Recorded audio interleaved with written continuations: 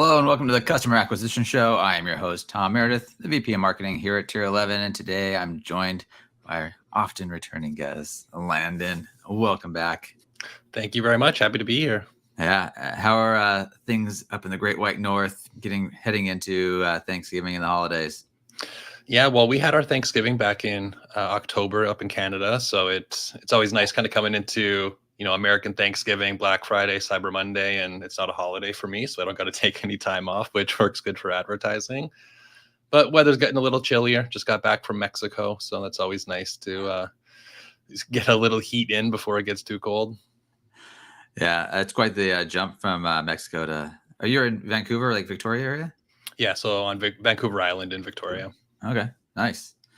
Well, cool. Well, welcome back. This is a category or a subject today that you brought up, and something that you are quite excited to talk about, and maybe something that most advertisers and marketers would shy away from, and that is advertising in restricted categories. How would you kind of define what a restricted category is? Or maybe it's not even what you would define, but what Meta and Google would define.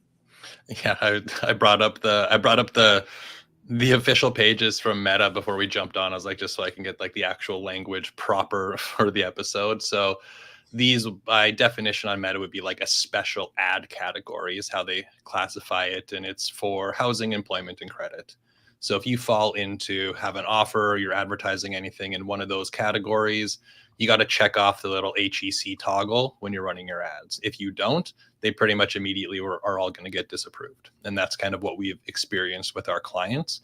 And that's kind of what it is. But what ends up happening is you're still allowed to run ads. Whereas if it was like sensationalized content or firearms or whatever it might be, you're just not allowed to run ads to those. But inside of these special ad categories, you just have certain restrictions when it comes to your advertising efforts. So they kind of, when you read the documentation, it kind of makes sense. Their goal as a platform is to have like the user first, best customer experience. So they don't want people to be getting scammed, and they don't want any discrimination happening based on targeting specific people or marginalized communities. So they pull back some of what you're able to do from a targeting standpoint. But Meta built its, Facebook ads was built on its ability to get this like laser focused targeting. So we got to get a little creative when they effectively remove everything when it comes to running your advertising campaigns. So what you talked a little bit about restrictions in the sense of they want to make sure that marginalized communities aren't being taken advantage of through the targeting. Like, can you talk a little bit more specifically, like what they remove and how that would affect a normal media buyer? Yeah, absolutely. So it's like the big ones are like frauds and scams and like discrimination, like through your advertising. So they pretty much you lose the ability to target age groups by gender. You lose the ability to do lookalike audiences, and you lose a lot of interests. So when it comes to even just like your interest targeting, you have very few to select from, like very few. And they're usually very broad. So it's like very directional at best when it comes to the interests. You're not able to get super specific. And so when you think of it, you might have something that's for women, but you're not able to target females. You might have this really great customer list that you want to upload and create lookalike audiences from. Well, you can't do that. You might target something for millennials, but you can't specifically select that demographic. So you lose a lot of the abilities to kind of filter down who you're driving your traffic to. Nice. So it's kind of like maybe early indicator of what Meta is going to be like in the future anyway, where I know they're removing a lot of these things. Maybe not so much age and gender, but interests and other very narrow targeting options. Yeah, absolutely. I think you can see from, the brand building summit and the latest summits that we've attended. And, I know yourself and Nick at Tier 11 went to as well. They're moving broad. They're moving to AI. They're moving to machine learning. They're trying to take away our abilities, and not take away our abilities. I don't think that's the right way to put it. I feel as though they're almost trying to like make it simpler. It's kind of the way that I view it. Like it almost makes it more accessible if there's not as many things you can do. But I find it really fun because when you remove all my buttons that I can press, now I have to be a creative thinker. I have to be a problem solver. I have to have an intimate knowledge of the market and the product and the offer to be able to craft an advertising campaign that's not relying on targeting. Because if we think back to like direct response basics of like, you got your list, you got your offer, and you got your creative, and we remove the list, we remove the ability to go, we're going to put it in front of the right person, right message in front of the right person at the right time. We're removing one component. So now it's like, okay, how do we combat that? And I know you talk about it a lot on the show about, creative is the new targeting. And that's the lever that we have to pull on is we have control over our ad, so the copy and the image or video that's being used. And we have control over where we're driving that traffic to. So the landing page, the funnel, the whatever is right after they make that click. So those are the two things that we have to try and shift our focus into. And to me, that's fun. To me, that's where we really get to get creative into what we're doing and really kind of show our chops as marketers as to, okay, let's have some fun and start testing these things because I think we underestimate how much control we still do have when Meta's taking all of that away from us. Yeah. So I mean, it requires quite a bit of trust of us on Meta to still be able to target the right people on their side. So it's up to us as marketers to, of course, think about the full funnel, but specifically on platform, how we create advertising that engages our audience based off of their demographics, psychographics. Like, talk a little bit about how you approach the creative and thinking through what kind of creative you should be using here to use creative as the targeting. Yeah, right. So we got, you got the words that's in your ad and you got a visual, right? Like there's not too many components that are in there. So it's okay. Inside of that, what can we do? So the creative is going to be the targeting. We need to think of what message or visual can we use to either attract or detract the right person. We want to, I can't think of a better word, but we want to repel the people that this isn't for, and we want to attract the people that it's for. And we know that when the algorithm is getting signals based on engagement and all of the other things, that they're going to show it to more people like that. So if we can attract and get the right person clicking and engaging on that ad, by definition, we're putting our trust in Meta that they're going to go out and show it to more of those people. So if I want to run an ad to somebody that is elderly, then I probably shouldn't, one, be using millennials or, Gen Z in those ads, because that's not going to resonate with an elderly audience. We have the ability to go, is 9:16 the best format to use if I'm trying to target somebody that is, 67 years old and, trying to get, in that demographic? Well, no. So we do have a lot of things that we know are going to be able to immediately tailor who we're driving traffic to. So we have clients in the credit space. So there's little things like, okay, well, what do we want to do? If somebody is in $40,000 worth of debt, that's going to be different than someone that's in $5,000 worth of debt. It's going to be different than someone that is in $200,000 worth of debt. If we can also start to do things like price anchoring, how old are these people? How young are these people? What debt load is it? We can use those things inside of our messaging, inside of the copy, inside of what we're doing on like the landing page as well, right? So if I want to target somebody that's in $40,000 worth of debt, I'm not going to have, get rid of $2,000 worth of credit card from shopping this Black Friday. That's obviously not going to be attracting the right person if I'm trying to get somebody that's in a much different circumstance.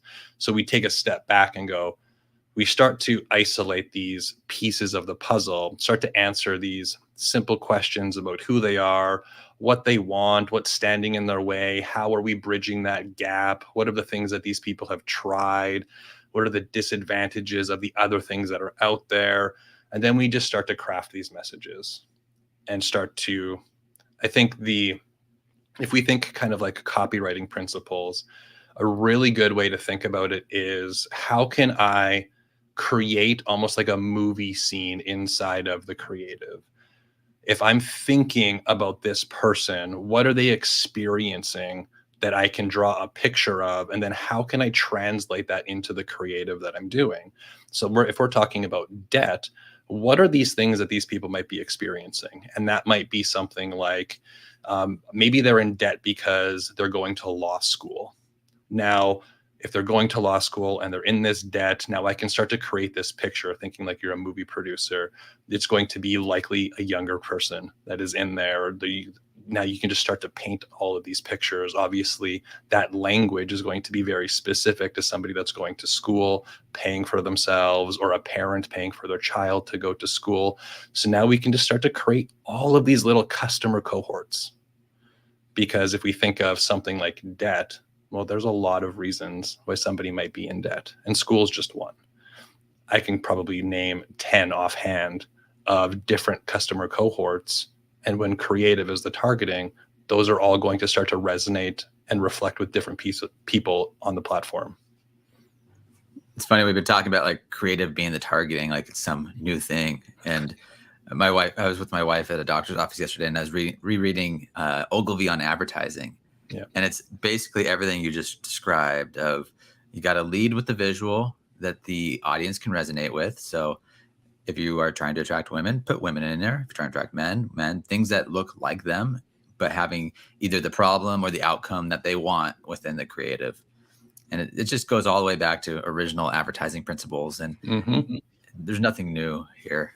And the other thing that kind of came to mind early this week, we had David Herman from Twitter fame come and present to us. And he was talking a lot about same thing you are here, about like kind of niching down, and niching not so much being specific for your whole market, but actually having small mini markets within the overall advertising marketing that you're doing. So, and positioning your products for each of those. So the positioning is always coming down to who it's for, what their problem is, and what you do.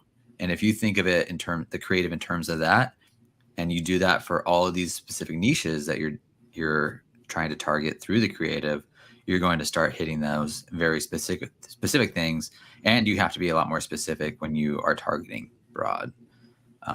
Yeah, absolutely. I think people make purchasing decisions for a variety of reasons.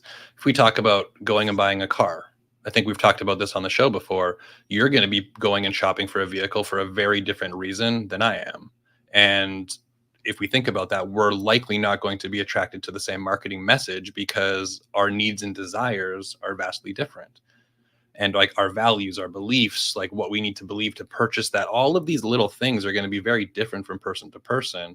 But when we come to the market with just this one blanket message, it's going to likely hit with some people, but we're leaving a lot on the table. If we can get much more in tune and create more customer cohorts and segments inside of that, I believe that we can capture more of the market and we can give ourselves a better ability to scale. Because it's not necessarily that like the value proposition is changing. You're still selling a car. Nothing's changing, but you can sell a car to somebody that is, trying to take their family to soccer practice versus selling a car to somebody that is, they just landed their first job. They just moved out of home and this is like their big first purchase. It's an independence thing. Or somebody that is having a midlife crisis and now they're going shopping. Like there's all of these different reasons. And even like, do you think of like, okay, well, midlife crisis, they might be like a shopping luxury. Yeah, but there's families that want a luxury SUV to take their kids to soccer practice with. And the message for those two people is not going to be the same. But when we shift away from we're going to spend $4 million on a Super Bowl ad that has to encompass our entire audience and go, hey, I can create micro pieces of content that are going to resonate with very specific segments of my audience, we have so much at our disposal and we can get very focused. I don't need to be like, I'm going to put this ad in front of this, 4,000 person audience and they're going to be super highly targeted. I'm going to put this highly focused message in front of this big audience. And there's going to be some people that are going to resonate with it. Might not always work, and it might not always have massive scale, but I don't think, and this is my own personal belief, I don't think that every single ad we need to run has to be a unicorn and has to be able to be scaled to the moon. Yeah, I agree. I'd rather have a bunch of horses than a single unicorn. And I think the car industry is like a good illustration of this. I'm glad you brought it up, because cars are all the same. Like they have four wheels. They take passengers from point A to point B. They have different mechanisms, but in the end, it's the same value proposition, right? Just transporting you and your family to where you need to go. Some do it in luxury, some do it with safety, some do it Hmm. fast, and some do it in environmentally friendly ways. Yeah, it's funny. I was talking to my parents, and it's like, I'm considering getting a Tesla. They're like, it's not going any better for the environment. I was like, that's actually not the positioning I care about. I care about not having to go to the gas station. Exactly. I just want to charge my car at home, get in it and drive. And then if I need to charge it somewhere else, I can do that. But I don't ever drive far enough where the infrastructure really matters to me. So it's just funny how positioning can be super nuanced and specific to super small demographics.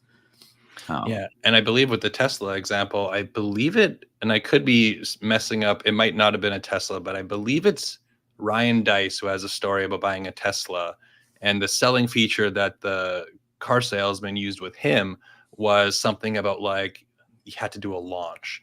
So they like went on this like back road with no cars around and just like had him floor it to just feel the experience of how quickly the car accelerated, which is vastly different from I don't want to go to the gas tank, which is vastly different from I want to buy an environmentally friendly vehicle and be green and do good for the earth. Three distinctly different people purchasing the exact same thing. And all of those are value propositions of the vehicle. but none of them matter because Tesla doesn't market or advertise. Well, they do. They advertise through word of mouth, like we're talking Yeah. about it right now. So it's almost like hidden. It's like subconscious advertising. Yeah.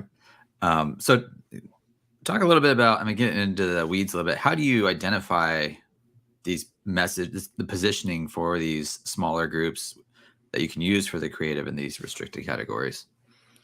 Yeah, this is kind of going down like research rabbit holes. So, at tier 11, we have something called the creative strategy framework, which is where we would be diving into all of this from on the very surface level in the industry. We would be referring to this as like avatars or things like before and after states.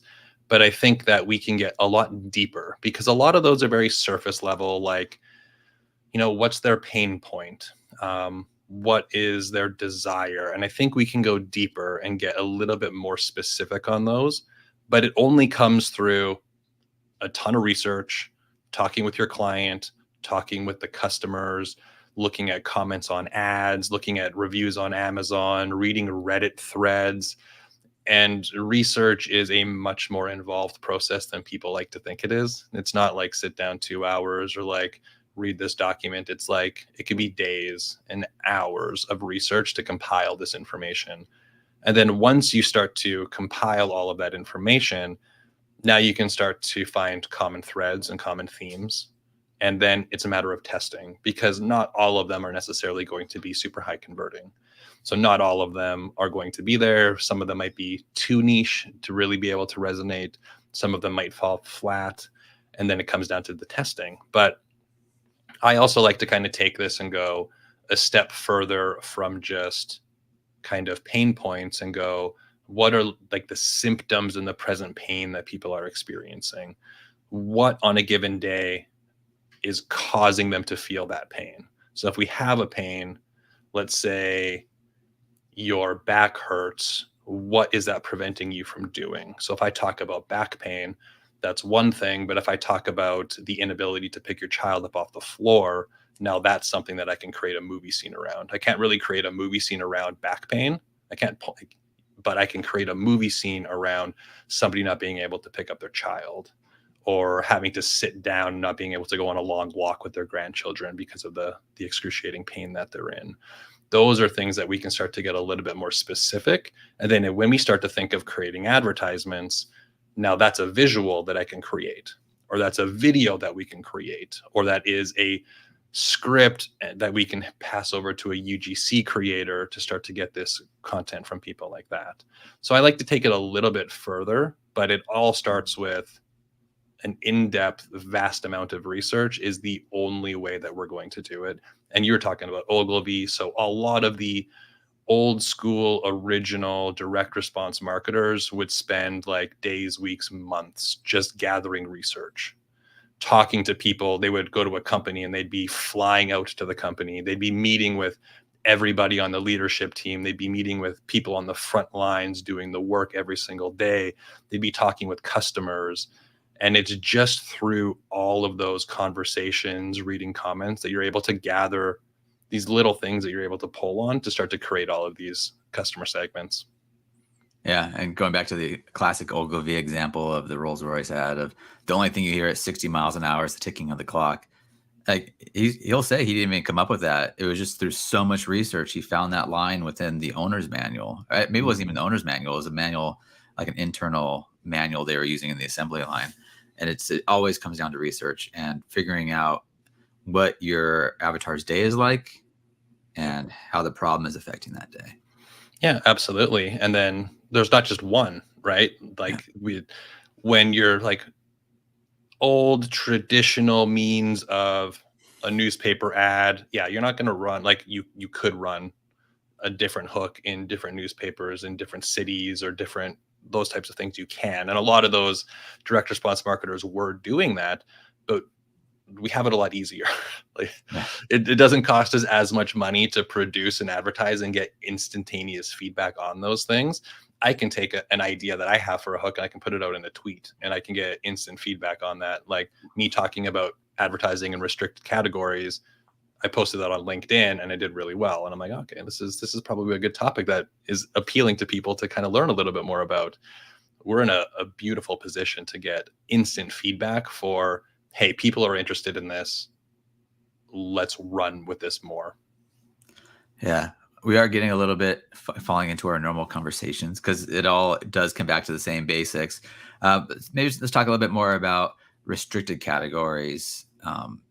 Are you doing much out, or have you done much outside of the credit space? So we have a few clients in the credit space. I haven't done anything in housing or employment. But before we move on, I think we were talking very heavy on the ad side. And I think one of the things we don't want to overlook is like that after the click, post click experience as well. And that's something that our clients in this space, we've been working on extremely heavily. So we've tested 5 or so different landing page variations, trying to really narrow in that post click experience. All of these things kind of play into that picture. So we can, and then the same things that we're utilizing on an ad side, we can take and reflect and utilize in that post-click experience. So that message that they're seeing once they hit the landing page can be in line and relevant to what they're seeing on the ad. Very, very similar. I think we often get, I don't want to say lazy, but I want to say comfortable. And we can fall into habits of modeling what other people are doing in the industry. And I come from a fitness background. So a lot of people are where they are despite what they are actually doing. So we can very often be modeling something somebody else is doing. And that doesn't mean it's going to work. It doesn't mean that their message is targeted, their landing page is working well. I think we can get a little bit more specific. And that relevance is such an important piece. The more relevant our message is, the more it's going to speak to that person. So testing landing pages, but also testing the funnels. We're testing different funnels. We're testing driving them to a landing page versus keeping them on platform, doing instant forms, messenger chat campaigns. We're testing follow-up sequences, and then like starting to branch out into more of like full funnel strategies as well. Because one of the other things that we can do is we can utilize the behavior and intent of the person on platform to pull them into a customized marketing experience for them as well. So I know that if they engage with specific pieces of content, that their behavior is telling me the things that they're interested in. And I can leverage that inside of our marketing efforts. Okay, let's keep going down this route. It's much more interesting. So, this kind of comes back to something you said when we were chatting before about, this is the kind of space that the real marketers shine. Let's talk about that a little bit, and then we'll go back into the full funnel and how you approach that and have a feedback loop. Yeah, absolutely. So the reason I love this space is because I love marketing. I don't love just Facebook ads. I love marketing and branding as a whole. And what really resonated with me when we had David Herman come and chat with our team was like, he's in deep with companies, not just inside of an ad account. And that's what I love about what I do is when I'm coming into something, just seeing inside a Facebook ads manager is like a breadcrumb. It's giving me maybe a little bit of a directional insight as to where I'm going, like the information I need. But it's no, and in order to get the result that we're looking for, it is going to require me to kind of really immerse myself into everything that we're doing. What does the research say? What is the client telling us? What is the comments saying? Okay, let's dig into the messaging. Let's dig into the ads. Let's dig into the strategy of how we're deploying those ads on platform. What are we doing after they make that click? What does the follow-up look like? What are we doing from a branding and full funnel standpoint? Are we doing lead generation? Do we have email marketing and follow-up in place? There's just so much more that comes into generating income, generating profits for a business than just on platform. So we can't look at it through that silo. So when we talk about kind of this is where the real marketers shine, when we have a very narrow lens of which we view the world, it limits our ability to get to that end result. If all we have is a hammer, we see every problem as a nail. But when we're talking about this and we have, restrictions and how we like the tools we have at our disposal, we need to realize like we need an entire toolbox at our disposal to be able to come and attack these and figure out what problem and which problem needs to be solved at what time. How do you, so being agency side, oftentimes clients come to us for a very specific, narrow scope of work. How do you, over time, ingrain yourself so deeply in their business and build so much trust that you can have all these insights? I wish that I had a very specific answer that I could teach to every single person that I come in contact with. But it really, I think a lot of it comes down to my desire to help somebody get where they're going. I have a passion that I think is seen and witnessed when I'm talking about these things. And a lot of it comes from the questions that we're asking. Like it's, you talk about like the five whys as like an example of like getting to somebody's underlying reason why they're doing something. A lot of what clients may ask may be surface level, and a lot of the strategies we may deploy might be missing the mark until we dig a little bit deeper. So I think a lot of it comes to, for me, it's like asking these questions, getting a little bit deeper. And even if we're not a part of it, we're showing clients that we do care about these things. So let's say the post-click experience, we're not working on at all. We're not a part of it. They're not utilizing our CRO offerings. That's cool, but it's going to impact the results that we're getting. And it's going to impact the results that they're seeing as a business. So I'm still going to be asking the questions. I still want to see the data. I'm still going to request the report. And even if we're not helping out, I'm still going to make those recommendations. And I'm going to hope that they deploy them. And even if they don't deploy them, it's still going to be one of those things. And I think it's just that deep desire to and caring about what is actually going on. I think that's how we really kind of ingrain ourselves with the people that we work with. It's because we do genuinely care about getting them that result. It's not, you hired us to run ads, we're just going to run ads. I'm just going to like put my blinders on and I'm just going to click buttons all day. It's like, no, it goes way beyond that. You wanted ads, but I know what you're really here for.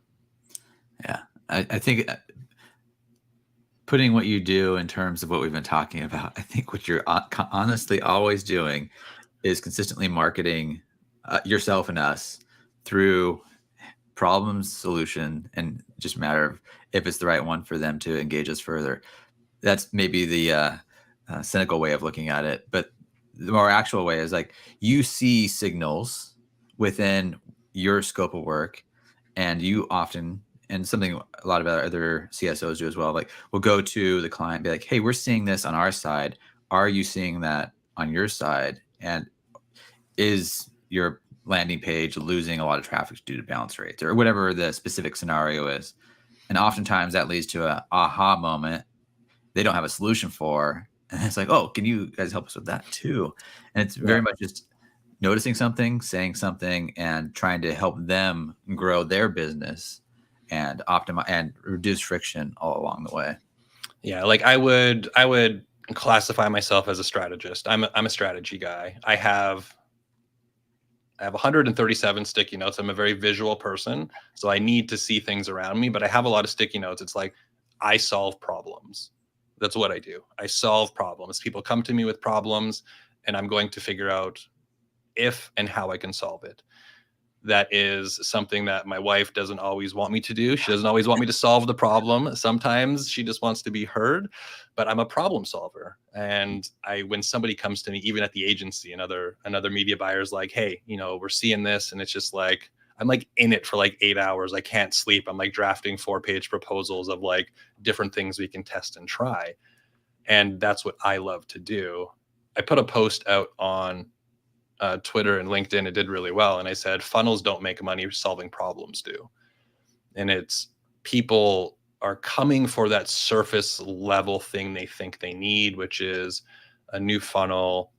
They need some ads. They need some new designs or some UGC content, but they have a problem that they're trying to solve. And they think that's the thing that's going to solve the problem for them. And that's just not always the case. And then someone like myself I'm like, a lot of it to me it's pattern recognition through repetition. I've just seen so many of these things that you just start to quickly connect the dots and go, okay, no, these things aren't adding up. We need to dig a little bit deeper. Yeah, it's very limiting when somebody comes to us wanting a specific solution. But if they come to us with solving a problem, there are many solutions that could potentially solve that problem. And that's Yes. unlimited. Yeah, my wife's the same way though. I have learned a little trick is when there's a situation like that, I was like, "Do you want sympathy or solutions?" And Yeah. if she can give me the Yeah. direction, I can Exactly. steer away. Okay. I Steer away. know I'm gonna fight the urge to provide my feedback, and I'm just gonna be here. I'm just Yes. gonna be here to listen. Yeah, but it's amazing when clients are incredibly open to those things. And I encourage anybody listening to, when you have, don't be short-sighted and think that we always know the solution. Like even myself, I'm always bouncing ideas off other team members. I have a theory. I have a hypothesis. I want to try and get the data to verify if this might be true. Okay, I think that this might work. Let's run some tests and see if this is beneficial. There's a quote, I think it's Jim Collins. It's like fire bullets than cannonballs, I believe. Like we're in the digital marketing space. Like I can take $100 and I can run a test to an ad and see what the results are. So for like one of the clients that we were chatting about today, we had a theory. I'm like, okay, I think that we might be able to reduce some friction if we keep people on platform. And I think that the decrease in lead cost, even if the quality might be a little bit cheaper, will get us a better result with the conversion on the back end. They have a little bit of a longer time cycle in their kind of like time to purchase, and their business is a little bit different. It's not technically a purchase, but there's like 8 stages that they have to go through. So we started running ads, and we ran them for about 2 weeks before we had to get enough spend in there, but I didn't want to offset the results we were seeing with everything else that we were doing. And the results that we got were about 1/3 the CPA of our other things once we did.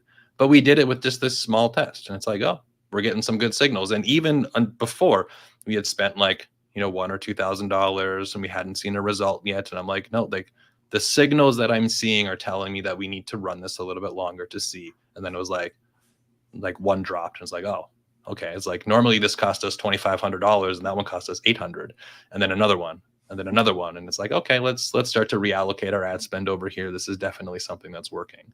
And it's just we have so many capabilities inside of what we do with the platforms. We can be so hyper focused and so laser focused and test these things, get data super quick, and like we're off to the races. Yeah, it reminds me of I mean, you never know what's going to work, and you have to try And we're in a space, luckily in a space now where we can try anything with very low risk and usually low cost. I mean, there might be some production cost, but it was a simple ad on a beige, like the worst. No designer would ever use this color for background, except for some reason Daniel, the creative on that, decided to use a beige background, and it just crushed and still is crushing. Nobody ever knows why, and it's because we had an idea, we tested it, and it hit. Yeah. And the challenge then is like, well, I gotta do more like that. Like, do you think of like I gotta do more like that, or I gotta try something different? I think that we have to do all of it. Like, I think that we can't just now we just need to iterate on this 17 times, because we've done that where we get this one concept that works and we try 12 other variations of it, and none of the ones of the variations ever are able to replicate that initial one.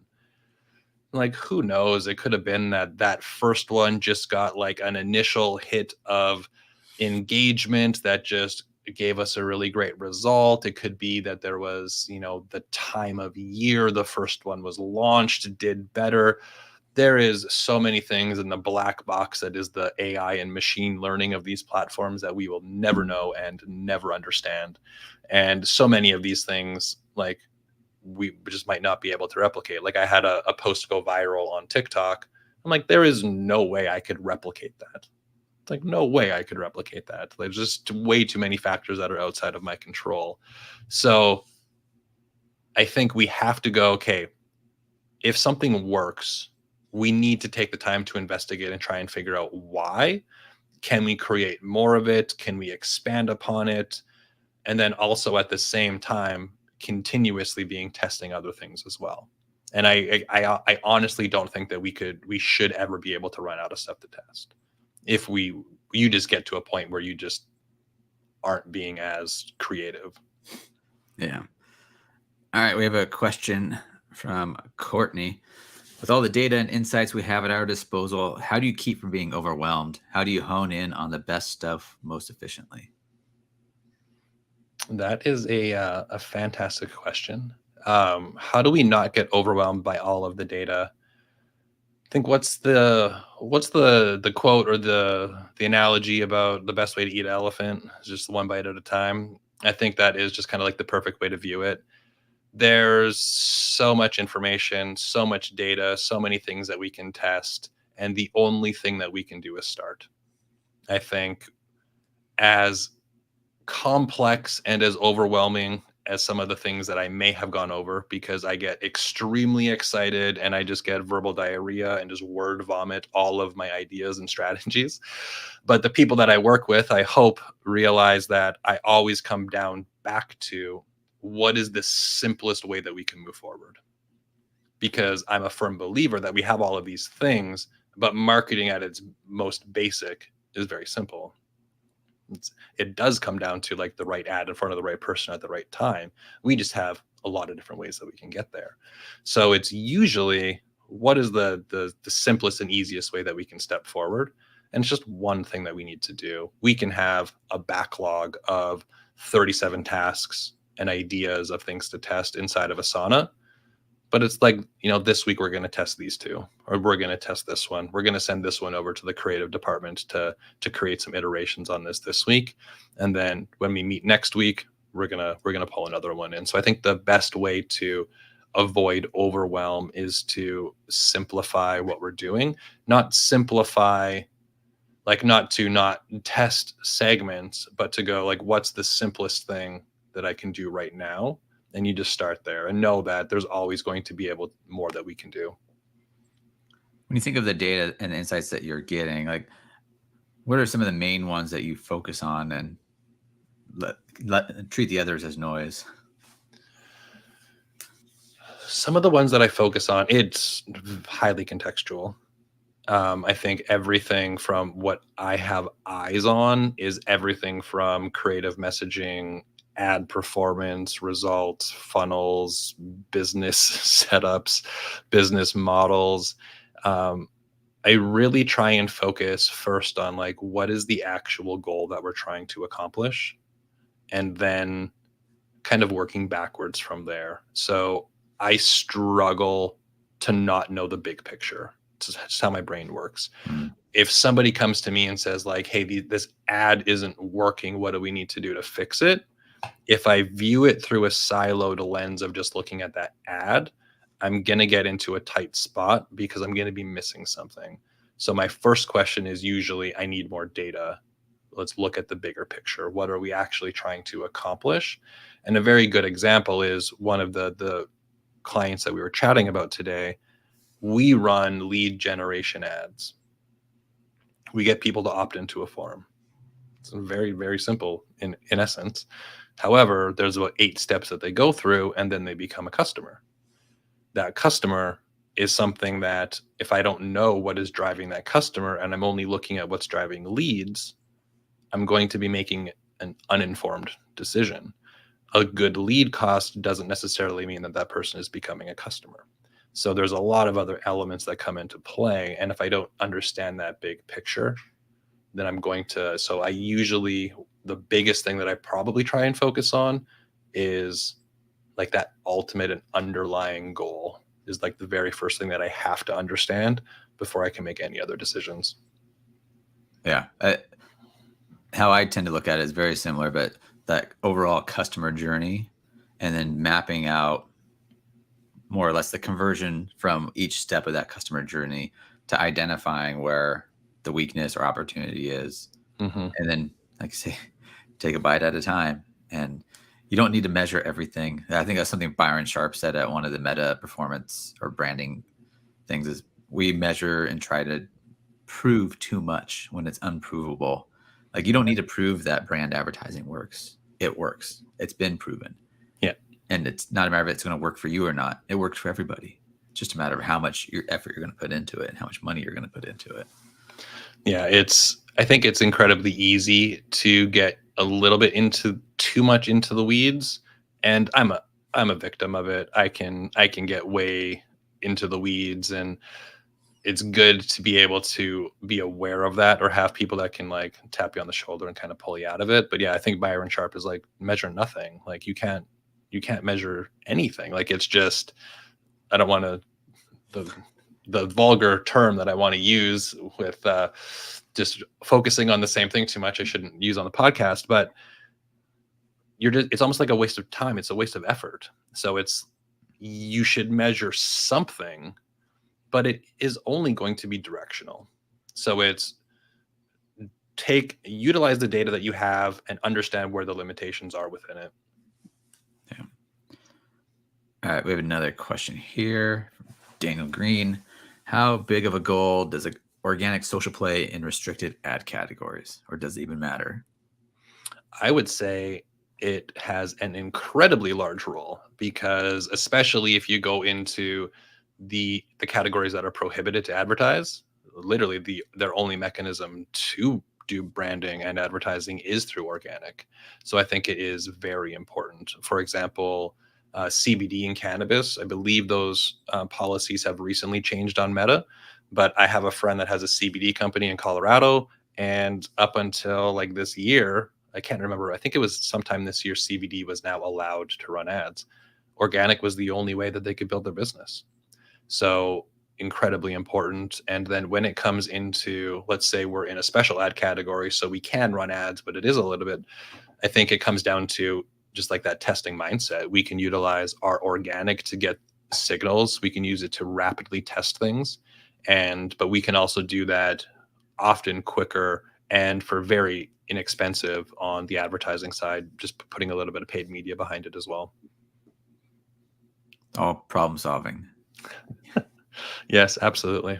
What is the environment that we're working in? What can we do? What can we not do? And then how do we achieve that goal? Like what tools do we have? Yep, absolutely. We're just getting all the questions from the Tier 11 team today. Nick Miller says, brand advertising works for everyone. How does digital brand advertising alone work? Or does it need to be combined with digital billboards, TV, plane skywriting, Flappy Boys? I'm not sure what Flappy Boys are. I don't think that anything needs to be combined with anything. I think that we need to avoid thinking in black and white when it comes to advertising. I believe that everything can work. It's just a matter of where are we going to start? And just, billboards are expensive. They're difficult to track. So there's pros and cons to every medium, but you see people like Gary Vaynerchuk that are now, you see the industries change and shift and go, newspaper ads were super overpriced, but now people aren't buying newspapers. So if the cost drops to put an ad in a newspaper, it might become viable again for certain businesses. So I think it's difficult to try and think in black and white of we shouldn't do this or we should do that, but we can start here. Meta just happens to be an incredibly good platform for the amount of reach that they have, the abilities we have on platform, how sophisticated the algorithm is. So as digital marketers, it's usually the entry point. But we work with clients that spend, over $500,000 a week on direct mail, and they're combining that with digital advertising. I think that measurement gets a little bit more complicated the more mediums that we're utilizing. If they're seeing touch points on TV, newspapers, direct mail, Google, Pinterest, TikTok, Meta, and now we try and give an attribution on a first click to Meta versus Google, it's like, well, is that true? Not really, because there's a lot more at play. So that's where I would say it gets really complicated. I don't think it needs to. I think the size of the business and the goals are going to determine where you should start, and the business will determine where it should go. So the values of what the values of the business, what they're trying to accomplish, how much of an impact they're trying to achieve will likely dictate where they go with their advertising efforts. Yeah, it really depends on the maturity of the business, how much they've dialed in the lower parts of their funnel through Meta and even Google and other social platforms. Ogilvy has opinions on billboards as well. He does not like them. Yeah, and it's interesting. You see, and a lot of direct response stuff, it was billboards, and it's, how do you track your efforts back to that? It's kind of comes back to what Byron Sharp says is, it's like you put too much weight into measurement. But as direct response marketers, we're monitored on KPIs. So that's why everybody shifted towards things that you can measure. Mm-hmm. And I think getting too far into either end of the spectrum is where you kind of run into problems. So it's like we could measure nothing, or we can measure everything, or we could kind of find a happy balance in the middle. And Nick has informed me that Flappy Boys are the inflatable figures outside of car dealerships that flap around. Oh, the flailing tube men. Yeah. Yeah. They could work. Who knows? Yeah. Well, it gets attention. Scroll stopping. That might be a fun way to have a scroll stopper on an ad is Flappy Boys. Cool. Anything else you want to talk about related to restricted categories, or even what's working now or not, or if you're prepping it all for Black Friday? Yeah, I think the last thing is it's going to be a little bit different depending on the competition and saturation of the market. So if you are in a highly competitive market, your strategy is likely going to be quite a bit different than if you are in your first to market. You're first to market, or you're in a non-saturated market. What we're talking about all these customer segments and cohorts might not be needed. You might just be able to go to market saying here's what we got to offer. And because nobody else is doing it, you don't need to get as sophisticated with your marketing efforts.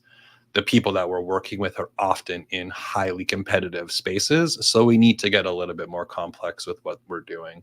So I think that's something just to kind of keep in mind. Just like you said, the maturity, the market people are in, the competitiveness is definitely going to dictate the complexity of the efforts. Great. Well, Landon, thank you for bringing up this topic. It is a fun one. And it might be something worth adding into our hiring process of do you have experience in restricted categories and were you successful? This should be a scenario that they gotta go through. What would you do if this was your client? Yeah. Great. Well, thank you very much. It's always fun to have you here, and we'll have you back again real soon. And if you are looking to find somebody to help you advertise in your restricted category, head over to tier11.com, hit the big pink button, and we'd love to chat. Otherwise, I'm Tom Meredith. Thank you very much, Landon. Thank you.